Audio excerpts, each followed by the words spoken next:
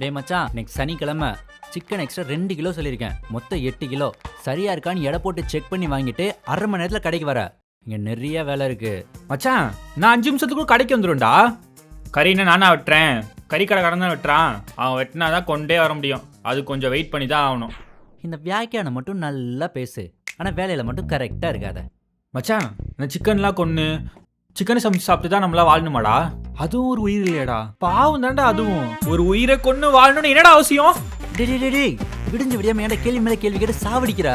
இங்க பாரு, கடையில் நிறைய வேலை இருக்கு. உன் கருணூலத்தெல்லாம் தூக்கி காவலை போட்டுட்டு கறி வாங்கிட்டு வர வழியை மட்டும் பாரு. காலையிலேயே ஒரு உயிரை கொன்று அதெல்லாம் என்ன வாங்கிட்டு வர முடியும் மச்சான்? இந்த பிஞ்சு மனசு தாங்காதுடா.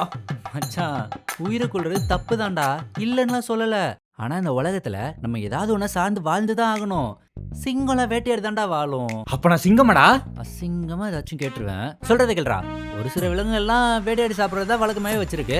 நம்ம விலங்குகள்லே கொஞ்சம் அறிவான விலங்கினங்கள். மச்சான் நம்ம எது சாப்பிடணும் சாப்பிடக்கூடாதுன்னு அறிவெல்லாம் இருக்குல்லடா. அப்ப நம்மளும் 6 அறிவு உள்ள விலங்கு தானடா. ஐயோ டேய், 65 போட்ட நீ சாப்பிடாம வேடிக்கையாடா பாப்பா? அதெல்லாம் நல்லா சாப்பிட்டுருவேன் மச்சான். அப்ப கேள்வி மேல கேள்வி கேட்காம மூட்டு போய் சிக்கன் வாங்கிட்டு வா. தெரிலன்னு சொல்லுங்கடா. Talk to Editors presents Kanmani Mess.